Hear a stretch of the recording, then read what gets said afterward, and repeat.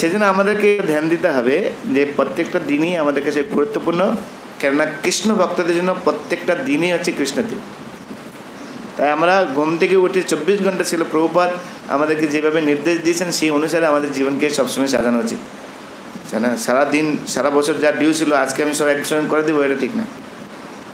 তবে হ্যাঁ, অক্ষয় তৃতীয়া একটা পবিত্র দিন। এই দিনে অনেক অপূর্ব অপূর্ব লীলা করা হয়েছিল, সেগুলিকে আমরা স্মৃতিচারণ করে আমরা আমাদের ভগবত ভক্তিতে আরও সুন্দরভাবে উৎসাহ পেতে পারি। যেরকম আজকের এই তিথিতে, অক্ষয় তৃতীয়ার এই তিথিতে বলা হয়েছে ভগবান শ্রীকৃষ্ণকে সুদামা বিপ্র এই খুদ অর্পণ করেছিলেন। স্মেশ লীলাকে আমরা স্মরণ করতে পারি, স্মেশ লীলা আমরা আলোচনা করতে পারি, তাই না? এই সামান্য একটু খুদ অর্পণ করার মাধ্যমে সুদামা বিপ্র ভগবানের কত বড় সেবা করেছিলেন আমরা সেটা অনুভব করতে পারি। আর ভগবান তার এই সামান্য খুদকে তিনি কিভাবে গ্রহণ করেছেন, তাই না? আমরা সেই নীতি যদি আমরা আলোচনা করি সেখান থেকে আমরা অনেক শিক্ষা লাভ করতে পারি। যেরকম কৃষ্ণের কাছে এটা খুদ ছিল না। আমরা তো নিজে কামাই করে রোজগার করে নানা রকম ভাবে আমরা নিজের অর্থ দিয়ে ভগবানের সেবা করছি। সুদামা বিপ্রের তাও ছিল না। ছিল কি? তাও ছিল না। সে অন্যের গৃহ থেকে ভিক্ষা করে নিয়ে এসে কয়েক মুঠি চাল পেয়েছিল, তাও কি কারা আকারা। আর সেই সর্বস্ব তিনি কি করলেন? পুরোটাই ভগবানকে অর্পণ করলেন। তাই ভগবানের কাছে এটা সাধারণ ছিল না কিছু। ওই যে সামান্য চাল সাধারণ ছিল না, কেননা সুদামা বিপ্র তার তো নিজস্ব কিছু ছিল না। সে আমার সেবা কিভাবে করলো? অন্যের কাছ থেকে ভিক্ষা করে নিয়ে এসে সর্বস্ব তাও আমাকে দিয়ে দিল, যা পেয়েছে সব আমাকে দিয়েছে, নিজের জন্য কিছু রাখেনি। এর মাধ্যমে কি শিক্ষা আমাদের দিচ্ছেন ভগবান?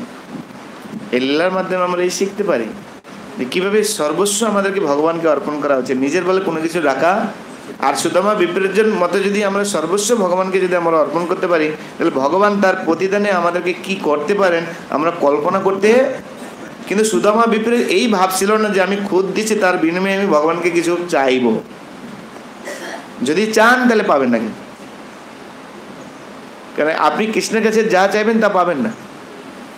আমাদের ভগবান আছে সেই ভগবান, যেই ভগবান তার যে অধস্তন রয়েছে তাদের সর্বদা হিত কামনা করেন। আমাদের কৃষ্ণ যাকে আমরা আরাধনা করছি সেই প্রভু সর্বদা আমাদের মঙ্গল কামনা করেছেন। তাই আমরা ভগবানের কাছে যা চাইলো তা পাবো না। পক্ষান্তরে দেবদেবীর ভক্তরা যা চাইবে তা পেয়ে যাবে, কারণ আমাদের প্রভু বিজ্ঞ। আমি বিজ্ঞ, মূর্খ তারে বিষয় কেন দেব, সচরণমিত দিয়ে বিষয় বলাবো। সেই জন্য কৃষ্ণের কাছে যে যা চাইবে সে তা পাবে না, কিন্তু যা তার প্রয়োজন তাই পাবে সে। তাই ভক্তের জন্য দুর্দশা তার জন্য প্রয়োজন না, তার জন্য সুখ প্রয়োজন, সেটা কৃষ্ণ ভালো করে জানেন। আর একজন ভক্ত যেহেতু সেই তত্ত্বকে ভালো করে উপলব্ধি করতে পারেন, তাই তার কাছে প্রত্যেকটা সময় হচ্ছে আনন্দের বিষয়। সুখও আনন্দের বিষয় আর দুঃখও আনন্দের বিষয়। আমরা ভক্তদের জীবন চরিত্র যদি আমরা ঘাটি আমরা দেখতে পাবো। সুদামা বিপ্র সে দুঃখী, আমাদের দৃষ্টিতে সে দুঃখী, কারণ তার বন্ধু যখন তাকে দেখছেন দেখেই বলছেন এত বড় বিদ্বান ব্যক্তি তার এরকম অবস্থা, আরে তুমি একটু রাজার কিছু গুণগান করে তাহলে হয়ে যাও। বলে যেই মুখে আমি কৃষ্ণের গুণগান করছি সে কী করে রাজার গুণগান করতে পারে? জোর করে টেনে নিয়ে গিয়েছেন, আর গিয়ে রাজার এই অবস্থা দেখে রাজাকে কৃষ্ণ ভক্তি করার জন্য তাকে চেতাবনী দিয়েছেন, গাত ধরে বের করে দিলেন। ক্ষণিকের বিষয়ের সঙ্গ ফল কি সুদামা বিপ্রের ঘটনা বলতে থেকে প্রমাণিত হচ্ছে। এখন ভক্ত সেটা জানেন, যারা উন্নত ভক্ত তারা জানেন যে ভগবান আমার জন্য যা করছেন সেটা আমার তার ভক্তের প্রতি সর্বস্ব ভগবানের চরণে আমরা সমর্পণ করার জন্য সংকল্প করতে পারি। এগুলি শুধু গল্প নয়, এগুলি হচ্ছে বাস্তব জীবন চরিত্র। আর এগুলি এর বাইরে কোনো তত্ত্ব বা ফিলোসফি নেই আপনার ভক্তিকে এগিয়ে নিয়ে যাওয়ার জন্য, তাই না? সেই জন্য শ্রীমদ্ ভাগবত প্রাণা। শ্রীমদ্ ভাগবত কি? ভক্তদের প্রাণ। যারা ব্যক্তি ভাগবত তাদের প্রাণ হচ্ছে শ্রীমদ্ ভাগবতম।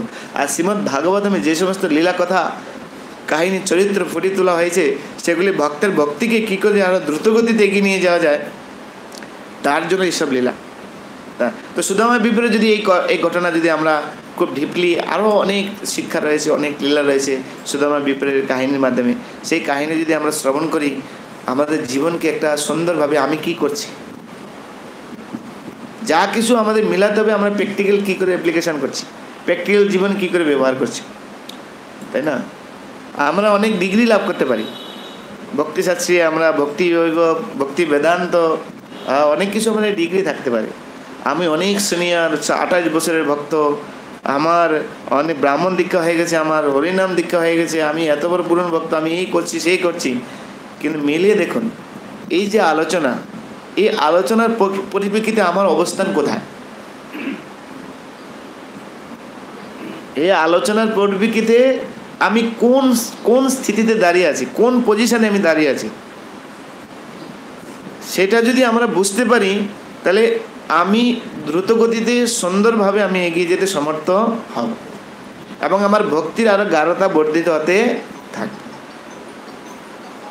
সেগুলো যদি আমরা না করি, তাহলে আমাদের এই শিক্ষা আলোচনা, আমাদের যে শ্রবণ কীর্তনের কোনো মূল্য নেই। পরে কেন লোক কৃষ্ণ জানিবারে, সে যদি নহিল বিদ্যা কি করিবে। আমরা কৃষ্ণকে জানার জন্য, কৃষ্ণ ভক্তি কী করে আগানো বাড়ানো যায়, তার জন্য আমরা এইসব এখানে সমবেত হয়েছি।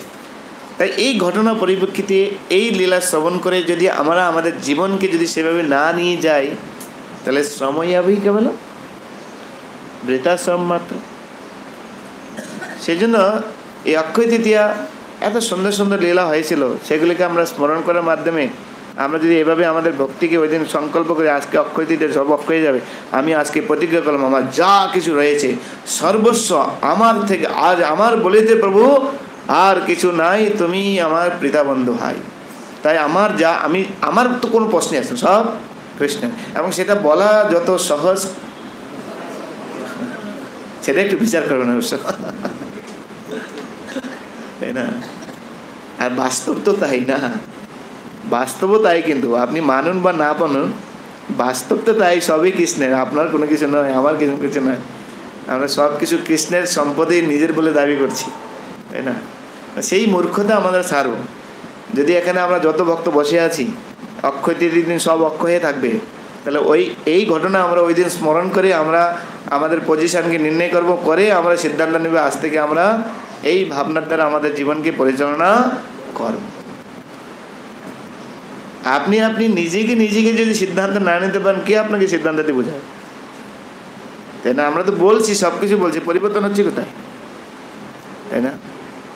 আমরা শিখছি, তাই না? মহাপ্রসাদের ডাল আর বৈষ্ণবের গাল দুটোকে যে হজম করতে পারে, সে তার ভক্তি জীবনে টিকে থাকতে পারবে।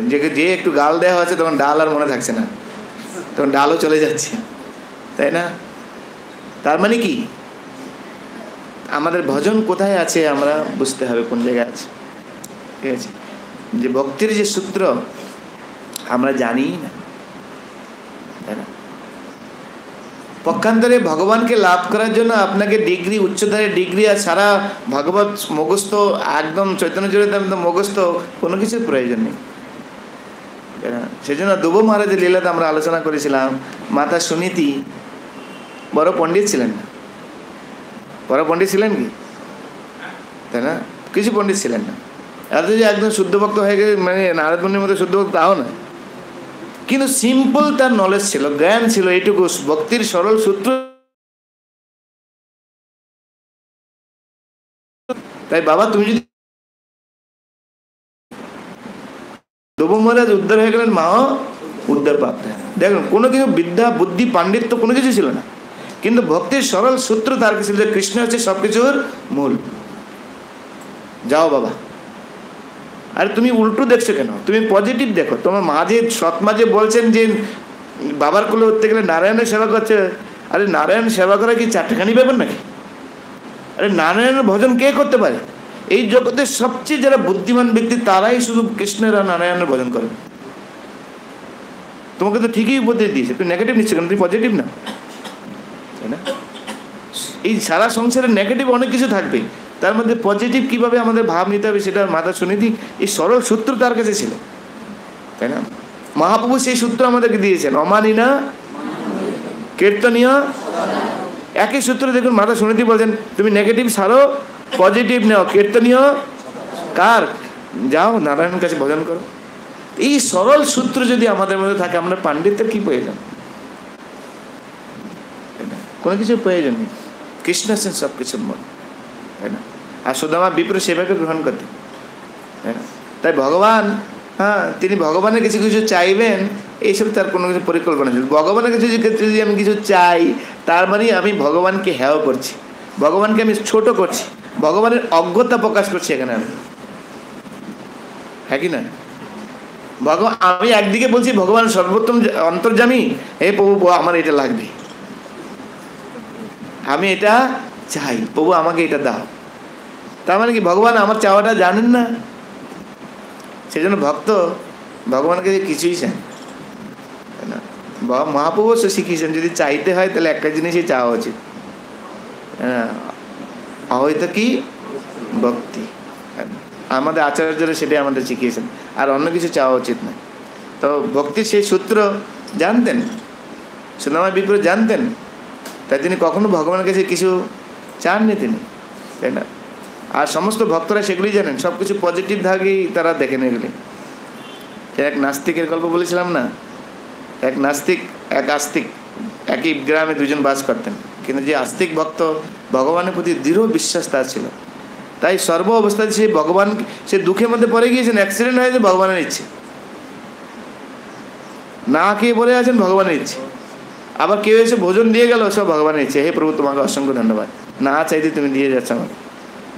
তো একদিন এক নাস্তিক সে কী করেছে, অনেক জিনিসপত্র তরি তরকারি শাকসবজি নিয়েছে, ভোরবেলা তার ঘরের দরজার সামনে রেখে দিয়েছে। তো দরজা যখন খুলেছেন তখন দেখছেন যে অনেক শাকসবজি। বলছে, হা প্রভু, হে প্রভু তোমাকে অসংখ্য অসংখ্য ধন্যবাদ, আমি তো তোমার কাছে চাইনি প্রভু, তুমি প্রতিজ্ঞা করেছো তোমার ভক্তের যা প্রয়োজন কি দাদামি বহামহম, অনন্যা চিন্তয়ন্তমাম যে জন বসে দেশম নিত্য অভিযুক্ত নাম যুগক্ষেমম মহামহম। আমি আমার ভক্তদের সমস্ত যুগক্ষেম করি। তা হে প্রভু তুমি দিয়ে যাচ্ছ, না চাইতে তুমি দিয়েছ, তুমি কত করুণাময়। আর ওই সময় নাস্তি ব্যক্তি এসে হাজির, মানে তোমার প্রভু এগুলি আমি দিয়ে গেছি, সব তরি তরকারি আমি এই যে তোমার খোলে দেখে তুমি কি ভাবো, তোমার ভগবান তুমি ডাকো চিল্লালে আসবে না, কিন্তু আমি দিয়ে গেছি তোমাকে। তো ওই ব্যক্তি বলছে, হ্যাঁ প্রভু তুমি কত কৃপাময়, তুমি কত ভক্তবৎসল, তুমি দিবে তো দিবে, তাও কাকের দ্বারা পাঠিয়েছ, এক নাস্তিকের মাধ্যমে আমার কাছে বসিয়েছ। ভক্তের দৃষ্টিভঙ্গি দেখো, কেন ভক্ত এভরিথিং সব কৃষ্ণের দৃষ্টিভঙ্গিতে দর্শন করে, কারণ তিনি জানেন যে কখনো ভক্তের তিনি খারাপ বা অমঙ্গল বা দুঃখ তিনি দিতে পারেন না। যদি ভক্তের জীবনে সেটা দুঃখ আছে, সেটা তারই একটা করুণারই প্রকাশ, তাই না? করুণারই প্রকাশ। তো সেই জন্য এইসব লীলা থেকে আমরা এই জিনিসগুলি আমরা নিতে পারি। আর এইগুলি এই সুদামা বিপ্রের লীলা, ভগবানের সঙ্গে যে চাল খুদ কেউ বলে চিরা, এই যে এই লীলা হয়েছিল এই অক্ষয় তৃতীয়ার দিন, সেগুলিকে স্মরণ করে আমাদের ভক্তিকে আমরা গাঢ় করতে পারি, তাই না? আর এই তিথিতে বলা হয়, কোথাও কেউ বলেন ত্রেতা যুগের সূচনা, কে বলে অন্য।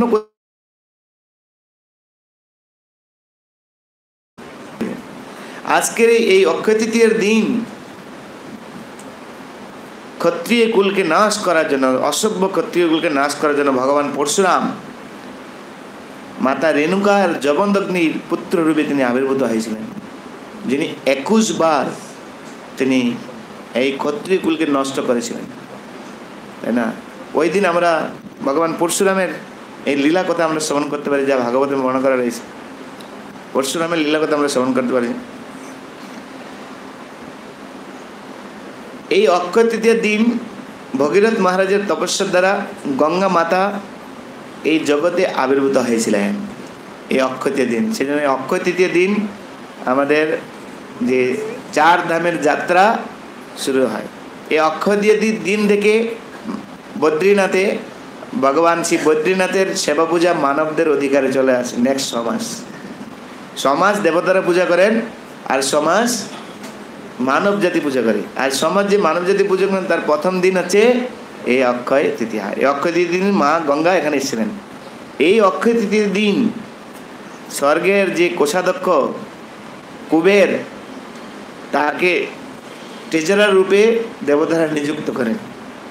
সেই জন্য আমাদের এই ভারতবর্ষে আমাদের যারা মারোয়ারি বিভিন্ন জায়গার লোক আছে তারা আজকের দিনে কিছু খাজানা সংগ্রহ করে, বিশেষ করে সোনা সংগ্রহ করে প্রচুর পরিমাণে। দেখবেন এই অক্ষয় তৃতীয়ের দিন দেখবেন সোনার দোকানে প্রচুর ভিড়, যা কিনবে অক্ষয় যাবে।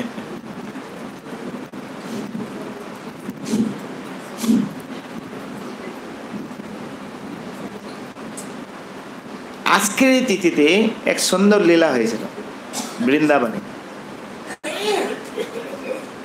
নন্দ মহারাজ প্রয়াগে যাবেন, ত্রিবেণীতে স্নান করবেন, কিন্তু ভগবান শ্রীকৃষ্ণ চিন্তা করেছেন আমার বাবা এত দূর কষ্ট করে যাবে, সেটা কি করে হতে পারে। সেই জন্য তিনি তাকে যেতে নিষেধ করেন।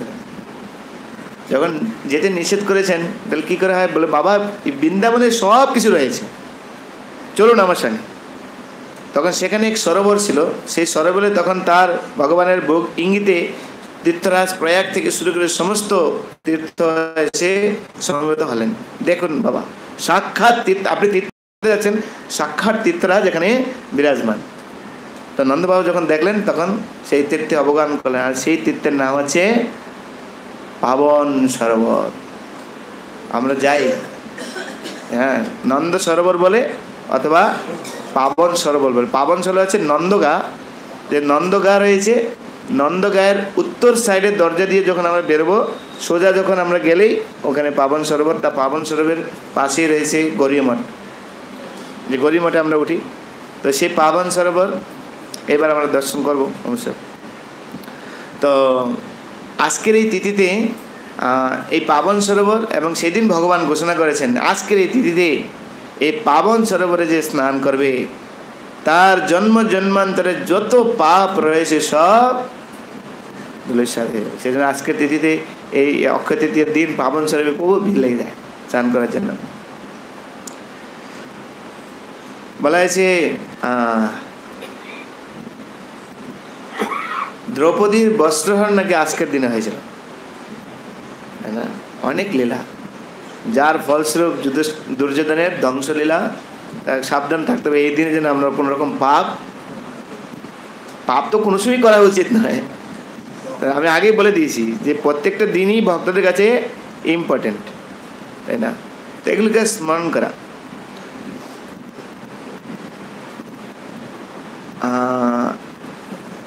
আজকের এই তিথিতে, এই অক্ষয় তৃতীয় তিথিতে শিল প্রভুপাদ ঝাঁসিতে the league of the devotees গঠন করেছিলেন। প্রভুপাদ লীলামৃত আমরা পাঠ করতে পারি অক্ষয় তৃতীয় দিন। প্রভুপাদ ভারতবর্ষে প্রচার করার জন্য কত প্রয়াস করেছিলেন, তাই না? তো লিগ অফ দ্য ডিভোটিস ঝাঁসিতে শিল প্রভুপাদ গঠন করেছিলেন। আজ থেকে এই অক্ষয় তৃতীয় দিন থেকে জগন্নাথের রথ বানানোর কার্য শুরু হয় দিন থেকে। আর আজকের এই তিথিতেই আর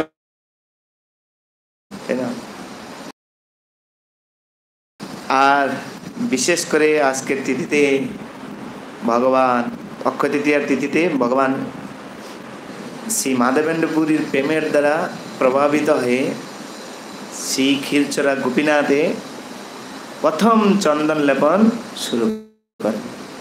সেই লীলাটা আমরা একটু আস্বাদন করব মাধবেন্দ্র পুরীর এই চরিত্র থেকে।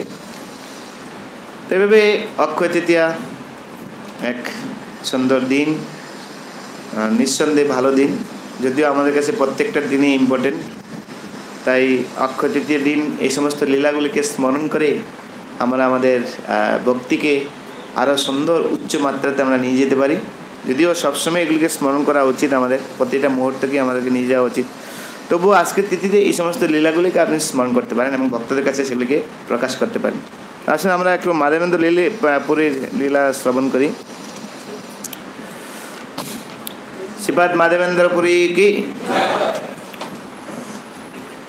মাধবেন্দ্র পুরী আপনারা সকলে জানেন আমাদের সম্প্রদায়ের অন্তর্গত ব্রহ্ম মধ্য গৌড়ীয় সম্প্রদায়। মাধবাচার্য আলাদা, মাধবেন্দ্র পুরী এই সম্প্রদায়ের মধ্যেই রয়েছেন।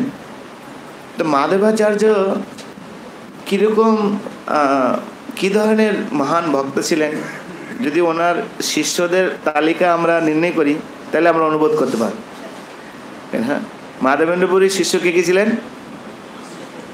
অদ্বৈত আচার্য প্রভু, ঈশ্বর পুরী, রামচন্দ্র পুরী, তারপরে শিবাস ঠাকুর, এরা হচ্ছেন কার? এই মাধবেন্দ্র পুরীর শিষ্য। তাহলে অদ্বৈত আচার্য প্রভু কে? সাক্ষাৎ সাক্ষাৎ সদাশিব, তাই না? অদ্বৈত আচার্য প্রভু মহাবিষ্ণু, আর তার গুরু কে আছেন? তাহলে মাধবেন্দ্র পুরী গিয়ে চিন্তা করেন আপনি।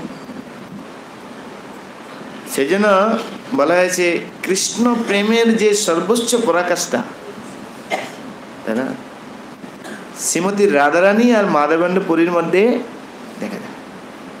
তাই মাধবেন্দ্র পুরীর যে লীলা কথা কে বলছেন? সাক্ষাৎ চৈতন্য মহাপ্রভু। সাক্ষাৎ চৈতন্য মহাপ্রভু এই লীলাকে ব্যক্ত করছেন। চিন্তা করে দেখুন মাধবেন্দ্র পুরী কীরকম হতে পারে। সাধারণত বৈষ্ণবেরা তখনকার সময়ে কেউ হয়তো ভিক্ষা করে খেতেন, কেউ মাদকুরি করে খেতেন, আবার কেউ অযাচিত বৃত্তি গ্রহণ করতেন। কিন্তু মাধবেন্দ্র পুরী সর্বদা অযাচিত অজাগর বৃত্তি গ্রহণ করতেন। তিনি কখনো কারো কাছে চেয়ে খেতেন না। তো এরকমই একদিন ঘুরতে ঘুরতে ঘুরতে ঘুরতে ঘুরতে ঘুরতে মাধবেন্দ্র পুরী তিনি বৃন্দাবনে গিরিরাজ গোবর্ধন তার তটে গোবিন্দকুঞ্জ নামক স্থানে সেখানে তিনি বসে কৃষ্ণ নাম কীর্তন করছেন, হরে নাম কীর্তন করছেন। সন্ধ্যা ঘনিয়ে আসলো। যখন সন্ধ্যা ঘনিয়ে আসেন, দিব্য নাম কীর্তন করছেন, তখন দেখছেন এক অপূর্ব বালক হাতে ঘটি নিয়ে তার কাছে এগিয়ে আসছেন। তো মাধবেন্দ্র পুরী হচ্ছেন মানে বিরক্ত সন্ন্যাসী। বিরক্ত মানে কোনো রকম জড়জাগতিক বিষয়ের সঙ্গে সম্পর্কিত উনি ছিলেন না, আর কোনো রকম জড়জাগতিক বিষয়ের প্রতি তার কোনো আকর্ষণ ছিল না। কিন্তু আজকে তিনি অনুভব করছেন যে এই যে লড়কা, এই যে ছেলে, তার প্রতি একটা আলাদা একটা আকর্ষণ তার বর্ধিত হচ্ছে। আমাদের মহারাজরা যখন প্রবচন দিচ্ছেন এরকম ভাবে বলছেন, আলাদা তিনি আকর্ষণ অনুভব করছেন, তিনি হৃদয়ে অনুভব করছেন, প্রকাশ করছেন অবশ্য। তো আকর্ষণ হবেন না কেন? সাক্ষাৎ ভগবান তার সামনে আসছেন, তাই না? কৃষ্ণ মানে তিনি সকলকে আকর্ষণ করেন, তাই না? সবচেয়ে ধীর শান্ত যোগী হচ্ছেন শিবজি, তাই না? বৈষ্ণবানাম যথাসম্ভব। সেই শিবজির চিত্তকে পর্যন্ত তিনি নাচানুবাদ করে দিচ্ছেন, তাহলে আর কে না হতে পারে? যেহেতু কৃষ্ণ সিন্ধুতে বর্ণনা করে রেখেছিল, রূপ গোস্বামী বর্ণনা করছেন ভক্তিরসময় সিন্ধুতে, মিষ্টভাষী কৃষ্ণের যে মধুর ভাষা, অদরং মধুরং বচনং মধুরং গমনং মধুরং শয়নং মধুরং, সব মধুর মধুর। তাই তার যে সুন্দর মধুর কথা কে বলে না? আর মাধবেন্দ্র পুরী খুব আকৃষ্ট হয়েছেন। তো বলছেন, গোপাল বালক এক দুগ্ধ ভাণ্ড লইয়া আসিয়াগে ধরি কিছু বলিল হাসিয়া, পুরী এই দুগ্ধ লইয়া করো তুমি পান, মাগি কেনে নাহি খাও কিবা কর ধ্যান। বালকের সৌন্দর্যে পুরীর হইল সন্তোষ, তাহার মধুর বাক্যে গেল ভোগ শোক। তো বলছেন যে এখানে তার যে সুন্দর যে মধুর বাক্য, যা যা খিদা টিদা ছিল সব পালিয়ে চলে গেছে। পুরী করে কে তুমি, কাহা তোমার বাস, কেমতে জানিলে আমি করি উপবাস। মাধবেন্দ্র বাবু বলছেন, আচ্ছা আমি যে উপবাস করি তুমি কি করে জানো? আমি শ্লোক পড়বো না, শ্লোক পড়লে অত দেরি হয়ে যাবে। শ্লোক না পড়ে আমরা এরকম গদ্য ভাষায় আমি বলার চেষ্টা করি। তো বলে তুমি কি করে জানলে? তো ভগবান বলছেন, দেখো এটা হচ্ছে আমার গ্রাম, আমি হচ্ছে গোপাল, আমার নাম হচ্ছে গোপাল, আর আমি এই গ্রামে থাকি। তো এই গ্রামে যত সাধু মহাত্মা আছে কেউ না খেয়ে থাকে না, কেউ ম্যাগি খায়, কেউ ভিক্ষা করে খায়, আর যারা ভিক্ষা করে না খায় আমি তাদেরকে এসে দিই। এখন মাধবেন্দ্রপুরী যদি প্রশ্ন করেন তুমি কি করে জানলে, আমি প্রশ্ন অলরেডি করেছেন, তুমি কি করে জানি আমি এখানে উপবাস আছি, আমি মেঘে খাইনি?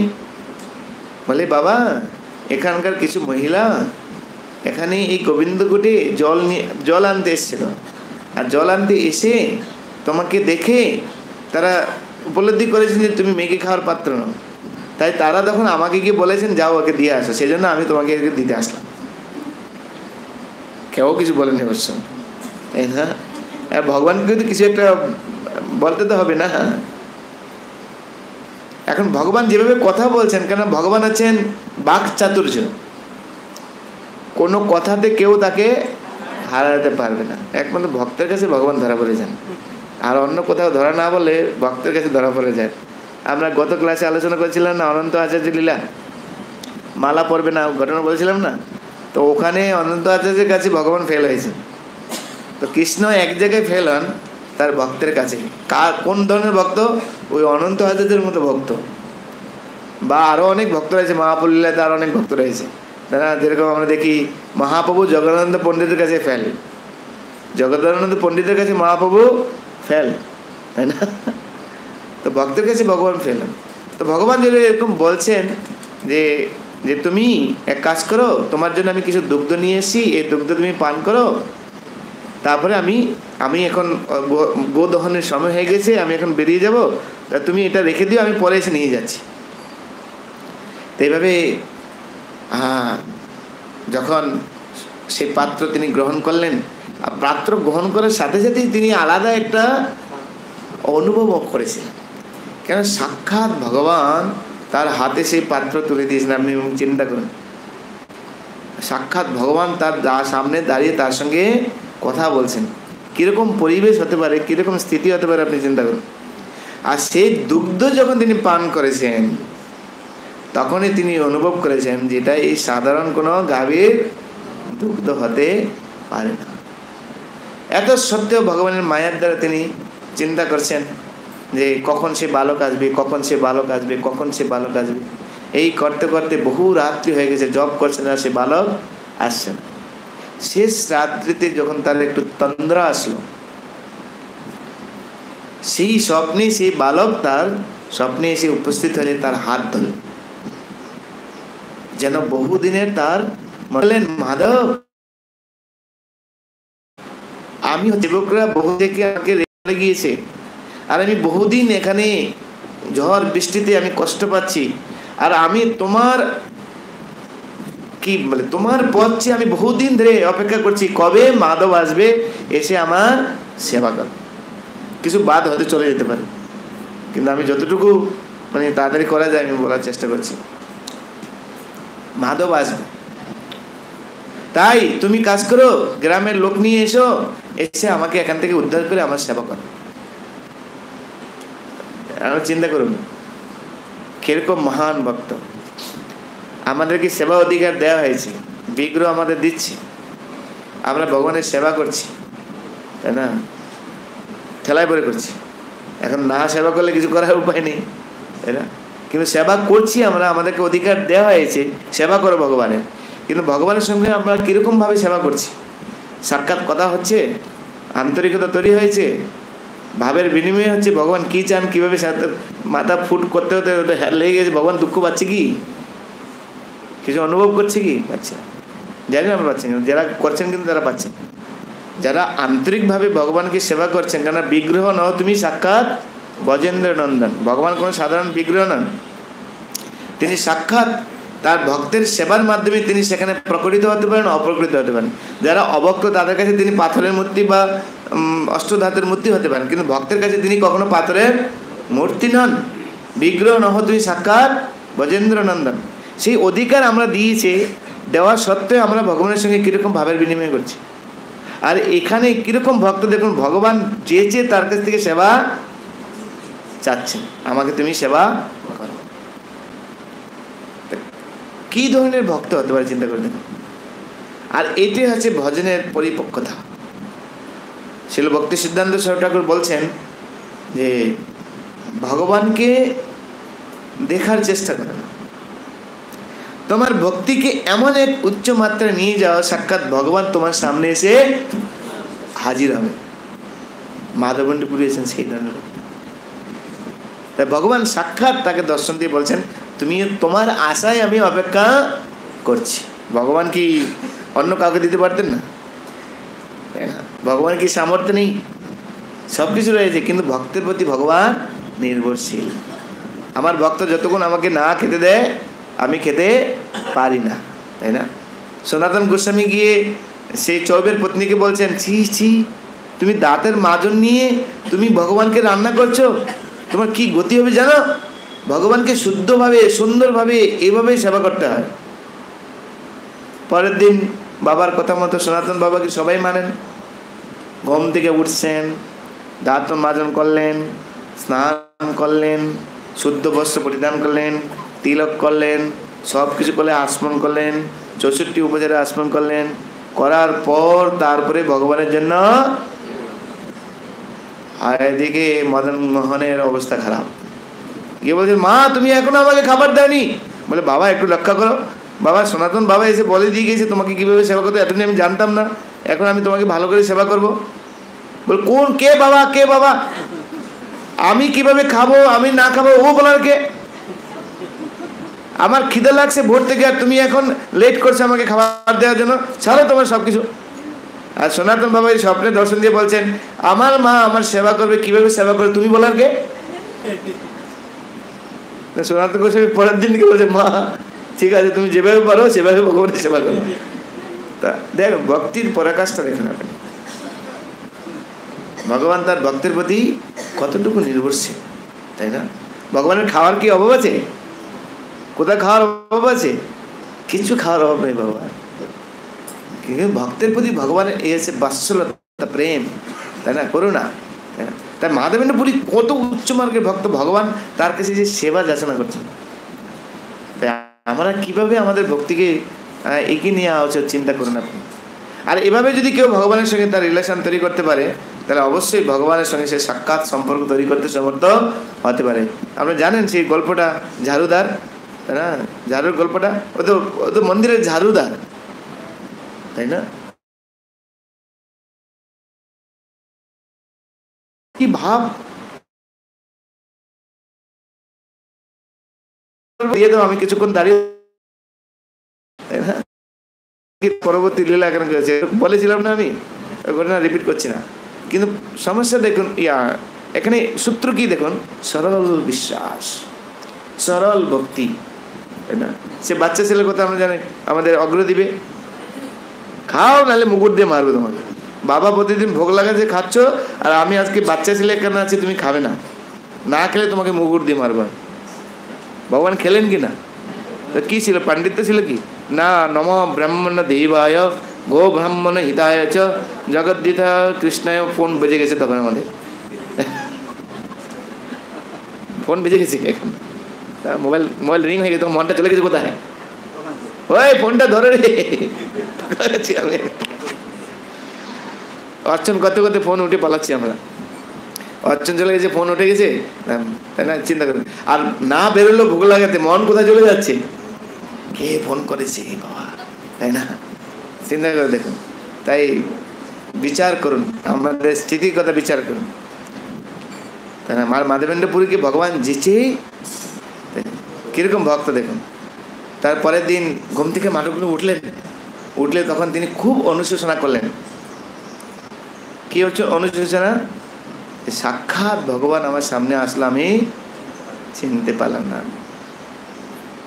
কত দুর্ভাগ্য আমি। ভগবান সাক্ষাৎ আসলো, আমি পেয়েও হারালাম।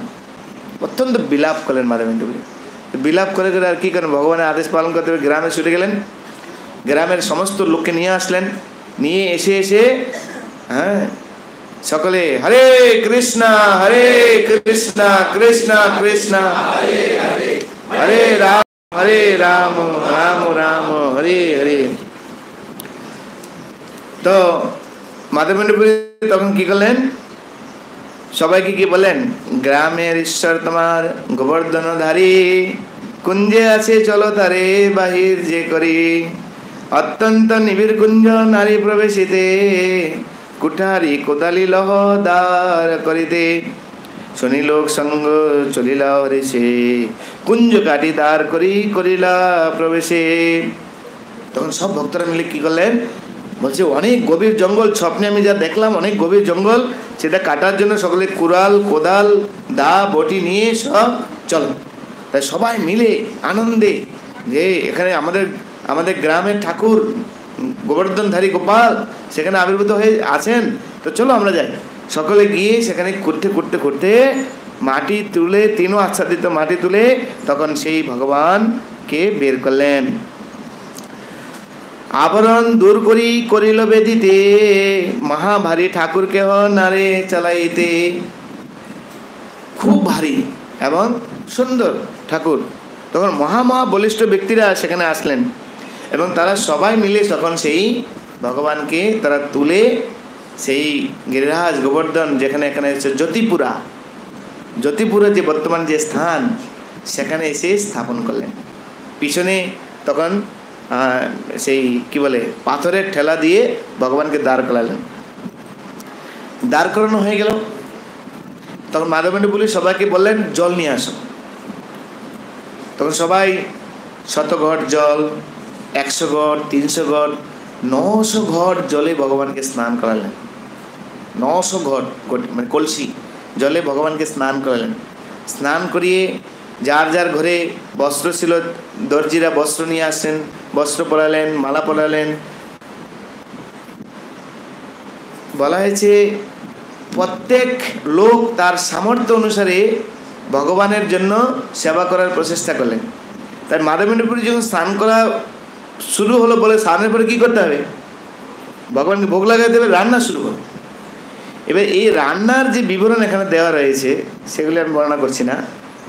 যে যেরকম একটা সাধারণ পুকুরের মতো কি হলো ডাল, পাহাড়ের মতো হচ্ছে অন্ন, আর হচ্ছে চাপাটি রুটি, তাই না? আর পুকুর সমান পায়েস, রাশি রাশি ব্যঞ্জন, মানে এরকম সব ভগবানকে ভোগ লাগে। তো যখন ভগবানকে ভোগ লাগালেন, সাক্ষাৎ মাধবেন্দ্র পুরী দর্শন ভোগ আলোচনা করতে হবে। 10 জন অন্ন রান্না করছে, 10 জনে ব্যঞ্জন করছে, 10 জনে ডাল রান্না করছে, 10 জনে পায়েস রান্না করছে, সব 10 জন করে সব ব্রাহ্মণের সব ভগবানের জন্য রান্না করছেন। তাহলে কি পায়েস, মতনি, সর, দুগ্ধ, দধি, পিঠা, শিগরানি, মানে যা যা রয়েছে সব রান্না করেছেন।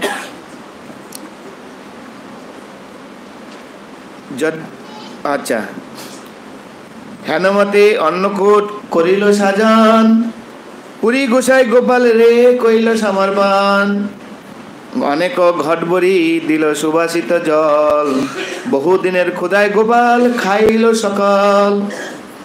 যা যা নৈবেদ্য দেওয়া হয়েছে এই সমস্ত নৈবেদ্য কি করেছেন, গোপাল সব খেয়ে নিয়েছেন।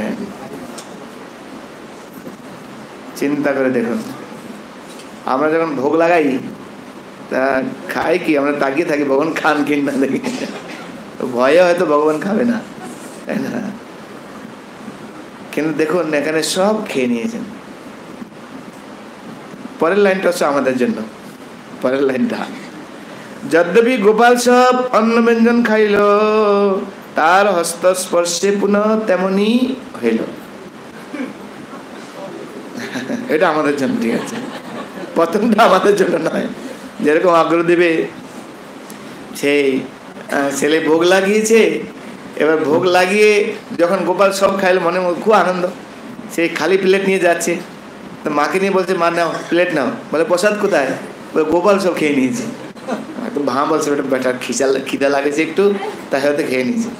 আমার মনে পড়ে যখন আমরা ক্লাস 5-এ পরে 3-তে পড়ি, হয়তো 2-3-তে পড়ি, তো আমরা তো মাছ মাংস সবই খেতাম, কিন্তু ভগবানকে ভোগ লাগাতো নকুল দানা, চিনি দানা। তো চিনি দানা যখন ভোগ লাগাতো, সেটা ওই প্লেটের মধ্যে সব চেটে খেয়ে চলে আসতাম। স্পষ্ট মনে পড়ছে এখন, ঠিক আছে? দেখলাম পিঁপড়া খাচ্ছে, তো পিঁপড়া খেলে আমরা খেতে পারবো না কেন? তা আমরা কি করবো, জিভার মধ্যে দিয়ে পুরোটা লেগে ওখানে রেখে চলে আসতাম। বাচ্চা এখন সব মনে পড়ছে, কত অপরাধ করেছে এখন সব মনে পড়ছে। তো ছোট বাচ্চারা কিন্তু এরকম করে, দেখবেন। তখন ক্লাস 3-তে বা 2-এ পড়ি, এরকম আমার মনে আছে, একদম বাচ্চা তখন। হ্যাঁ, তো আমার কথাগুলো মনে পড়ে এরকম, যখন ওই ঘটনা শুনলাম তখন এই কথাগুলো বেশি করে মনে পড়ে। কিন্তু মাকে যখন প্লেট নিয়ে দিচ্ছে, মা বলছে খিদে লেগেছে, খেয়ে নিয়েছে, আর কি করবে, তাই না? তো 1 দিন 2 দিন 3 দিন পর দিন বাবা আসলেন, বাবাকে বললেন, দেখো তোমার ছেলে এরকম প্রতিদিন ভোগ নিয়ে যায়, আর সব খেয়ে বলেছে গোপাল খেয়ে নিচ্ছে। তখন ছেলেকে বলছেন, কি বলে তুমি, গোপাল নাকি তোমার হাতে খায়? হ্যাঁ বাবা, প্রতিদিন খায়। ঠিক আছে, আজকেও ভোগ লাগাও তুমি গোপালকে, আজকে আমি পারবো না, তুমি ভোগ লাগাও। ওদের দেখি কি করে, তো দরজার ভিতরে গিয়ে লুকিয়ে রয়েছে। এবার যথারীতি ভোগ নিয়ে এসছেন, এবার বলছেন খাও। এবার আজকে খাচ্ছে না, খুব রেগে গিয়েছেন, রেগে যে মুগুর হাতে নিয়েছেন, তখন আবির্ভূত হয়েছে, ওদের খাওয়া শুরু করেছেন। আর যেই খাচ্ছেন, আরে আরে আরে তুমি কি করছো, কি করছো, সব খেয়ে নিলে, আমাদের কি রয়েছে? বাস, গোপাল স্টপ হয়ে গেলেন। দেখুন সরল মতি, কি জ্ঞান ছিল, কি বিদ্যা ছিল, সরল বিশ্বাস ছিল যে ভগবান ভক্তের হাতে নৈবেদ্য গ্রহণ করেন। ইতিহাস সাক্ষী, ভগবান সাক্ষাৎ এসে গ্রহণ করেন। এখানে মাধবেন্দ্রপুরী ভোগ নিয়ে গেছেন, গবেদন করেন, তাহলে আমার হাতে কেন গ্রহণ করবে না? এই দৃঢ় বিশ্বাস আমাদের নেই, আর সেই শুদ্ধতা আমাদের নেই, সেই বিশ্বাসও নেই, আর সেই শুদ্ধতা আমাদের নেই। ভগবান খাবে কি করে? কিন্তু সরলভাবে, সরল বিশ্বাসে যদি আপনি নিবেদন করেন, কেন খাবেন না? খেতে ভগবান বাধ্য হবে, তাই না? আমরা বিয়েতে গিয়েছিলাম, কোথায় গিয়েছিলাম আমরা এবার? মধ্য ভারত না পশ্চিম ভারত। সেখানে ওই বেশ্যার কাহিনী, ওদের বেশ্যা ছিল, তাই না? শুনেছে শুধু ভগবানের চরণ হচ্ছে মাখনের মতো নরম, আর 24 ঘন্টা এই ধ্যান জ্ঞান, ভগবানের চরণ মাখনের মতো কোনো আমি দেখবো, আমি দেখতে চাই, আমি দেখতে চাই বিঠ্ঠলদের, আমি তোর শুদ্ধ থাকে হৃদয়, কিভাবে কিছু সব এখনো ভগবান ভক্তের সঙ্গে অনেক লীলাবিলাস করছে, তাই না? যেরকম আমরা তিরুপতিতে গিয়েছিলাম, আমরা বললাম যে এগুলো তো সব শুনছি আমরা, এটি শাস্ত্রের কথা, বা অনেক পূর্বে যখন প্রথম প্রাথমিক স্টেজে যখন এগুলো হয়েছিল, তখন সেই লীলা আমরা শুনছি। রিসেন্ট কোনো লীলা আছে? এই রিসেন্ট তখন প্রভু একটা লীলার সুন্দর বলেছিলেন, মনে আছে তো? যে মেন ওখানে পূজা আছে, তো পূজারি যারা পুজো করে, বালাজির পুজো করে যারা, তো একজন পূজারি